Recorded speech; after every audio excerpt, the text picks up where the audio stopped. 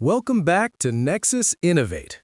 For more than a decade, we've been told the future is driverless, that autonomous systems are safer, smarter, and nearly ready to replace humans behind the wheel. But what happens when the algorithm fails and the cost is a human life? For years, tech companies relied on a simple legal defense: the driver is always responsible. In 2025, that argument finally began to collapse. Today, we're breaking down the landmark court cases where autonomous driving systems were found legally defective, where companies paid hundreds of millions in settlements, and where courts began to question not just the technology, but the way it was marketed. This is the moment the illusion cracked. Episode 1: The Turning Point, Miami 2025. The most significant legal turning point came in Miami in August 2025. The case stemmed from a 2019 crash that killed 22-year-old Liable Benavidez Leon. A Tesla Model S operating with autopilot engaged failed to stop at an intersection and collided at high speed. In previous cases, Tesla successfully argued that the human driver was distracted and therefore solely responsible. This time, the jury reached a different conclusion. The focus shifted from driver behavior to system design. Lawyers demonstrated that Tesla's autopilot lacked geofencing, allowing it to be activated on roads with intersections, stop signs, and cross-traffic, environments the system was never designed to handle safely.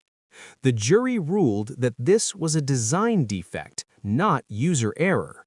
The verdict: $329 million in damages. For the first time, a jury held Tesla directly liable for the way its driving software was engineered. Episode 2: The Confidential Settlement of Walter Huang. To understand why Tesla has fought so aggressively to avoid public trials, consider the case of Walter Huang. Huang, an Apple engineer, died when his Tesla Model X veered into a concrete barrier while autopilot was active. What made this case especially damaging was prior knowledge. Court filings showed that Huang had previously reported to Tesla that his car consistently swerved toward that same barrier during routine commutes. Tesla had access to the data and the warning before the crash occurred. In 2024, just days before Elon Musk was scheduled to testify under oath, Tesla agreed to a confidential settlement with Huang's family. While the exact amount remains undisclosed, legal experts believe it reached into the multi-million-dollar range. The settlement avoided a public trial and, more importantly, avoided setting a legal precedent based on Tesla's internal data and system logs. Episode 3: California's Marketing Reckoning. While juries were examining software design, California regulators targeted something else: marketing. In late 2025, administrative courts ruled that Tesla's use of the terms autopilot and full self-driving constituted misleading advertising. The court's reasoning was straightforward. A product name that strongly implies full autonomy cannot rely on extensive fine print to explain its limitations. Consumers should not need to read dozens of pages to learn that a system advertised as full self-driving still requires constant human supervision. As a result, Tesla is now legally required to clearly and prominently state that the driver must monitor the road at all times. This ruling established a foundation that future lawsuits across the United States can now build upon. Episode 4: The Uber Tragedy. When safety systems were disabled.